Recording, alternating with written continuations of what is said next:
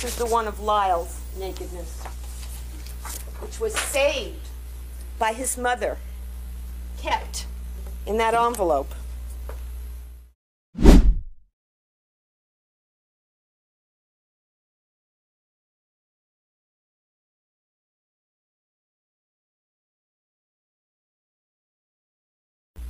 Now, both from the cross-examination of Eric, I suppose, was the first clue, that the prosecution's theory is that the boys, the children, took the naked pictures. And somehow that theory, I think, has to do with some kind of visual perspective that they want you to speculate about based on the height of the person who took the picture. Now, that's wonderful, except people who take pictures can bend down and take pictures of little children's genitals, even if they're big people, even if they're grown-ups. But frankly, there is absolute hard proof that Eric Menendez did not take this nasty picture of his brother. And here's the proof. If I haven't misplaced it, okay. Here it is. The proof sheet is the proof. The sequence of the photographs. Here is a gathering of people. Here is Lyle in the bathtub, one can assume the morning of the birthday party. And here is Eric in bed. Now, Eric is in bed when this naked picture of Lyle is being taken. See, here's the next picture on the roll. Now, are we supposed to believe that 6-year-old Eric, who testified he was not allowed to handle a camera until he was 12 or 13, got out of bed to go take a naked picture of his brother, and then got back into bed so someone could take a picture waking him up? And it isn't until way down here on the roll that the naked picture of Eric shows up, and then a picture of Mrs. Menendez's favorite thing. Now, I think almost as amazing as the fact that these pictures were taken was that these pictures were saved. You will see the envelope that they came in, and you will see the negatives, and you will see the original small photos, and you will see Kitty Menendez's handwriting that was on the envelope these photos were in, which says Eric's birthday, November 1976. She saw these photographs, and she kept them.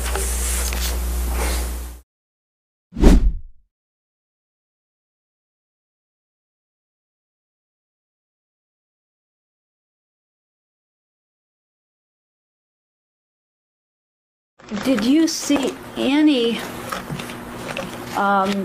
indication in Eric Menendez's medical records of an injury to his throat area? Yes. The direct quote is hurt posterior pharynx, uvula, and soft palate. Senior emergency room, Princeton Medical Center. Okay. Healing well, symptomatic treatment. Actually, was seen the day before. This is the follow-up note. And is that consistent with, could that be caused by child sexual abuse, in your opinion? Yes, could be. And what, do you have any opinion as to what type of child sexual abuse could have resulted in that particular complaint? Oral copulation.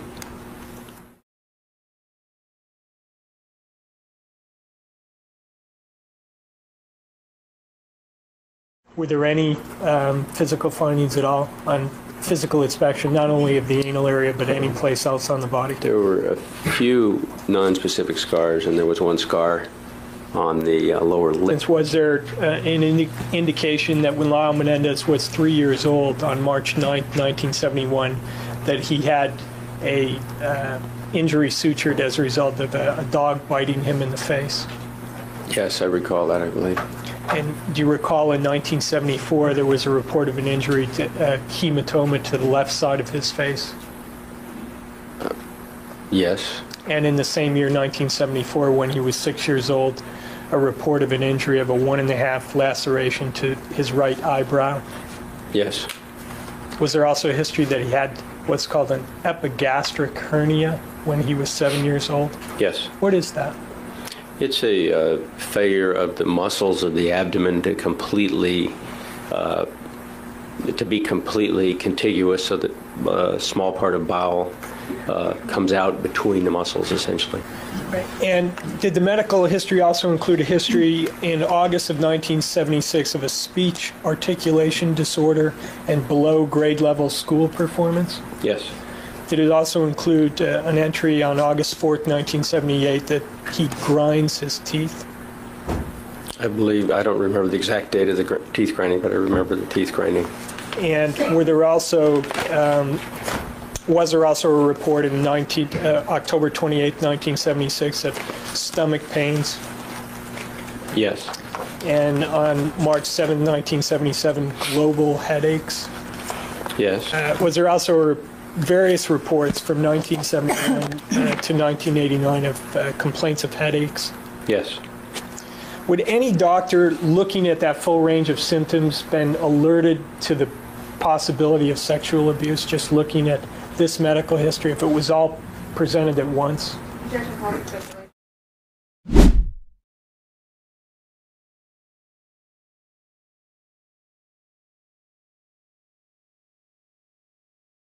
He would stick things in me as he was giving me oral sex, or at times he would just sit on the bed with his legs up, spread, and with his back to the back of the bed, and he would have me give him me oral sex, and he would stick the needles or the tacks into my thighs as he was doing this.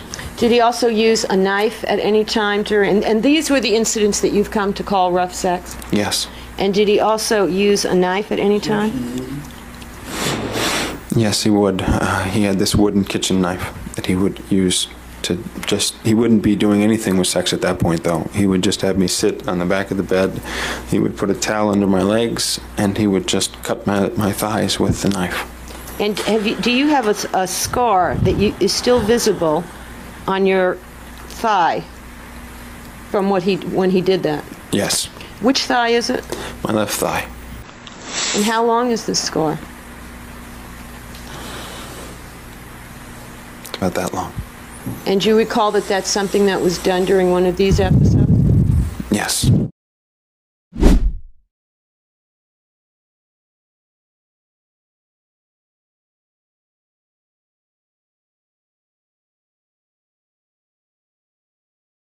When you were 10 years old, how old was Eric?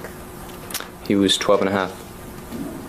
He asked me if my dad ever gave me massages.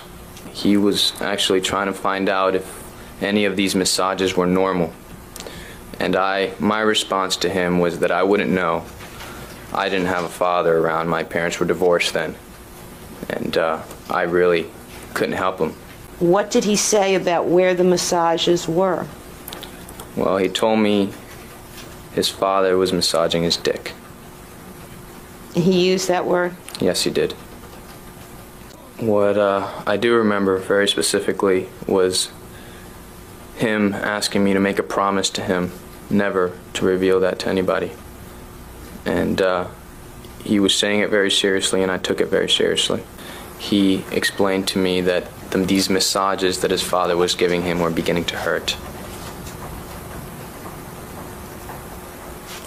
And do you remember whether or not you understood what that meant? Or I definitely didn't understand.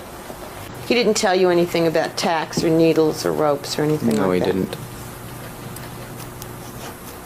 Were you familiar with a nickname that your cousin Eric used to refer to himself at about this same time? Yes, I did. And what was that nickname? It was Hurt Man.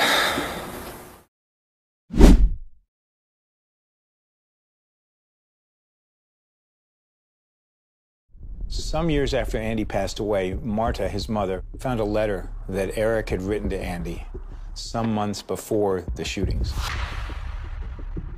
If you don't mind if I'll read it. Mom isn't doing too good. It's like she's here physically, but mentally, she's just like gone, if you know what I mean. She freaks out over nothing. I feel bad for her. I don't know why she puts up with Dad's shit. And this is where it gets particularly interesting.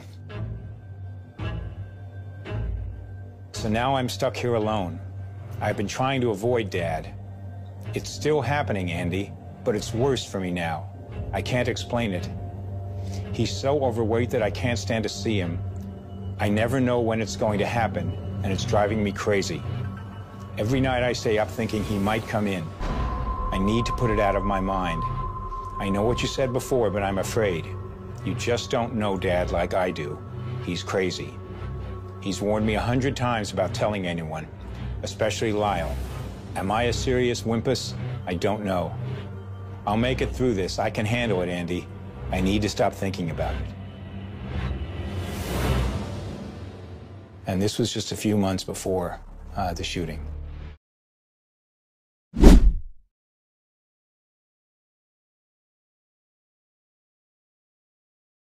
I lived with them for over a year. I couldn't take it anymore. So I wish that I never lived with them, because I wouldn't have known that behind the doors scenario was going on in that house. My bedroom was downstairs, and there were 2 single beds. And Lyle came downstairs one night, it was before bedtime, and wanting to sleep in the other bed. And he said that he was afraid that his dad was going to come into his room, that he and his dad had been touching each other down there. And he indicated his groin area. So I went to get Kitty and I told her what was going on. She didn't say anything. She just took him by the arm and took him back upstairs and took him back to his bedroom, and that was it. Kitty and Jose were like king and queen. And so it was just not in my head to second guess what they did. What I experienced while living with them was kind of strange.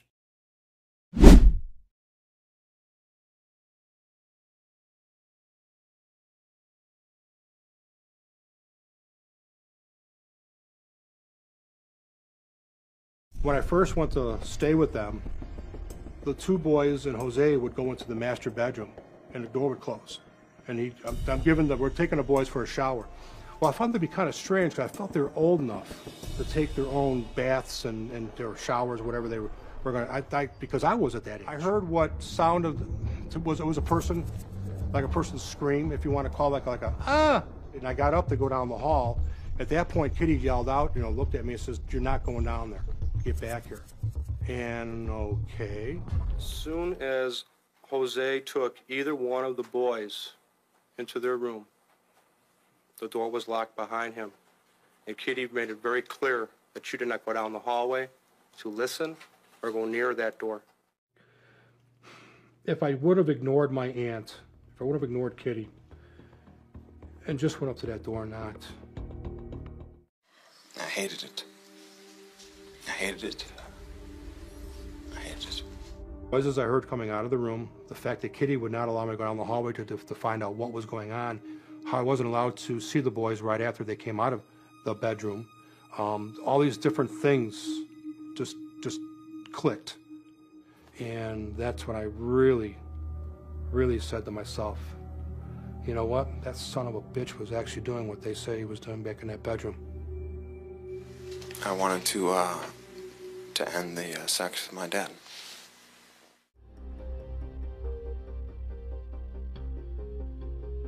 Were there any rules about what you could do when one of the boys was sent down the hall and Jose went into the room with them? You couldn't go down there. I mean, you stayed in the living room or you did something else, but you didn't go anywhere near the hallway.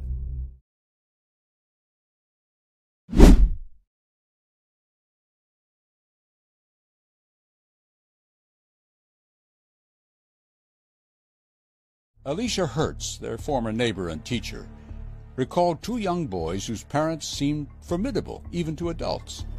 Like many others, said Alicia, she was careful around Kitty and Jose Menendez. A dinner party at the Menendez home. Jose told his guests he'd brought back a VHS tape from a trip to Brazil. And I have to show you guys this, because it's so unique. And so he puts it in, and I don't remember the name. She said the film showed adults engaging in sex acts in front of children. And we saw a few seconds of it, a few minutes, and we made excuses. A lot of us stood up and said, we have to leave. We couldn't stand to see it. to watch it. But Jose found this engaging. Hysterically funny.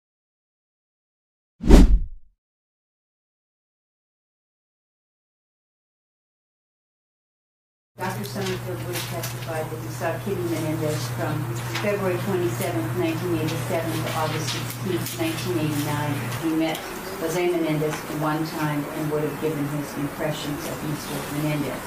That he was controlling, dominating, arrogant, not concerned with her well-being. He found her to be suffering from depression, that she was subject to mood swings, that she would have outbreaks of angry outbursts. She was extremely concerned with the appearances and that people would believe that she was conforming to social norms. She had a low tolerance for frustration and would be aggressive when frustrated. She suffered from chemical dependency. During the time we treated her, she was on the maximum dosage of imipramine and Xanax that was permissible by her doctor, and that she also abused alcohol. She had secrets which she characterized as sick and embarrassing, which she felt were very profound and were at the core of her depression, but that he could not get her to deal with those issues and was in fact afraid to have her face those issues if she was not hospitalized. He urged her on a regular basis to be hospitalized so that he could, number one, isolate her from the forces he thought were reinforcing the secretiveness, that is, her husband, and also because if she ever actually faced these core issues, he felt that the suicide issue, which was always there for her, would be intensified to a degree that it would not be safe for her on an outpatient basis to face these issues.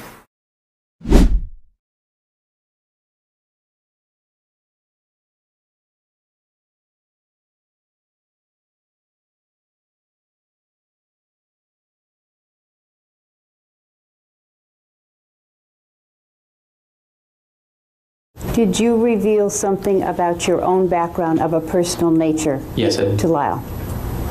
And did he, in response to that, reveal something to you about his and his brother's background?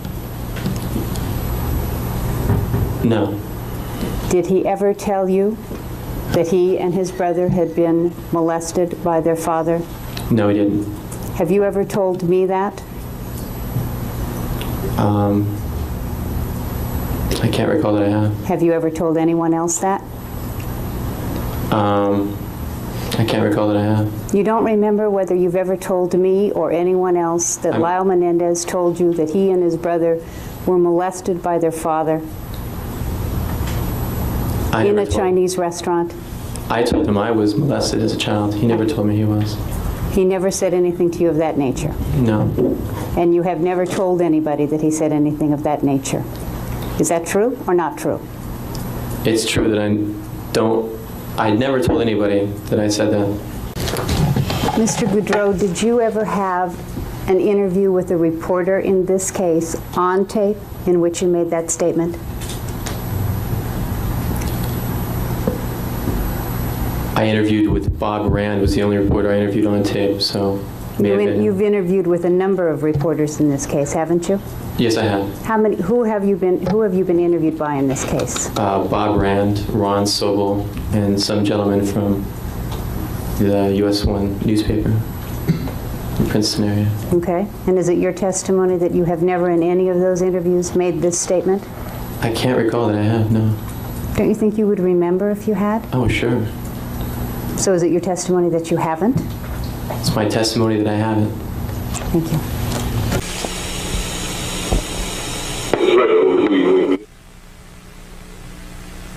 At one point mentioned that Eric is being abused sexually. Yeah. Well, I don't want to go on that, but it's kind of scary what's going to come up in trial. It will, yeah. That's it. It will. No, I don't know. I don't know that, but well, I had heard. How did that conversation start? We were in a Chinese food restaurant towards the end in early May, and I think it's before he found out about my lies. One of the reasons we were friends is because we had so much in common with this the way we had suffered, experience. And then And then to bring this into the relationship as far as an experience that we both shared that we'd never spoken to or about to anybody. So basically he said that his father had been abusing Eric. Yeah, him and Eric. And Lyle also. Yeah.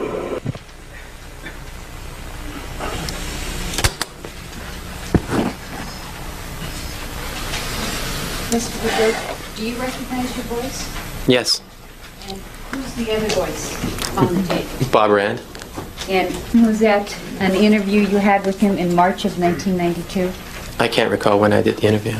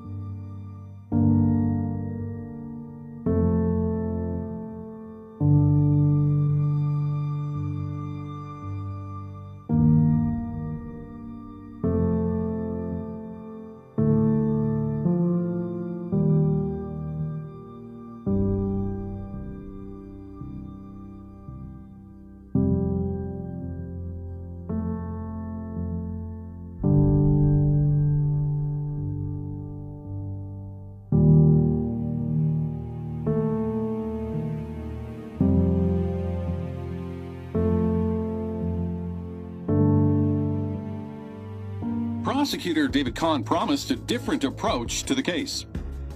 One thing that we have asked the judge to do is to limit the so-called abuse excuse, to limit evidence that has nothing to do with this case. And so all the rulings from the first trial changed in the state's favor. There were various instructional issues. There was expert testimony that wasn't permitted in the second trial. The sexual abuse evidence that had been admitted at the first trial for the defense was no longer admissible. The judge has ruled that he will not allow the brothers to call all of their family and friends as witnesses, curtailing the defense's case. And in fact, what they didn't allow the jury to hear made it worse because the defense evidence that was presented was so trivial. So we don't hear that Lyle, when he was 8 years old, told Diane that his father was touching his penis. We don't hear that Lyle, when he was 12 or 13, wrote an essay about a father put on death row for molesting his child. What we do hear is that his father didn't put a Band-Aid on his knee. The prosecutor was able to stand up in closing and say, "You've heard no evidence of sexual abuse." And the prosecutor was right, but only because he had excluded the evidence.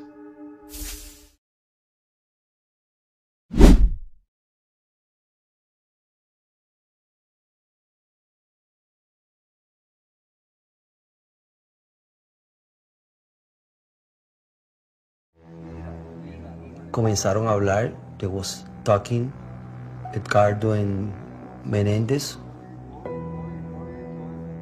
Y al momento me ofrecieron una copa de vino. Yo tenía 13 años. Edgardo no acostumbraba a servir bebidas alcohólicas. También hay ese punto. José Menéndez me dijo, toma este vino. Es un vino carísimo. Y tómate toda la taza. Después que yo me la tomé, yo me comencé a sentir un cansancio, un peso. Yo no podía más moverme. A partir de ese momento, yo solamente veía cosas como que desenfocadas. Alguien me empujó, alguien me cargó, alguien trying to push me. Y yo caminé un pasillo bien largo.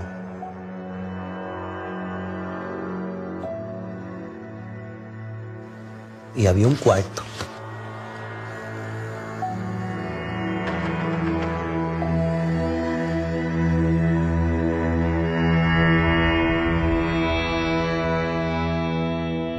Yo no podía reaccionar porque eso me estaba tomando cuenta de mi cuerpo. Me drogaron.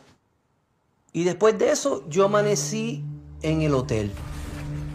¿Cómo yo llegué al hotel? Yo no sé. Pero cuando yo fui al baño, I was bleeding.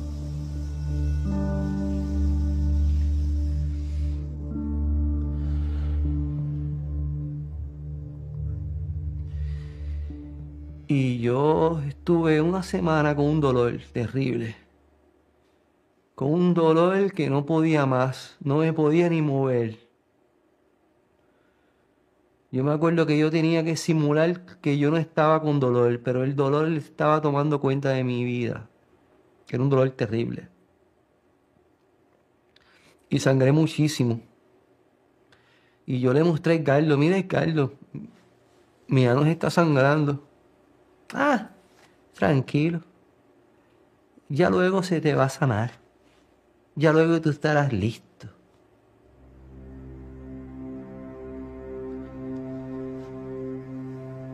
Eso fue lo que yo pasé.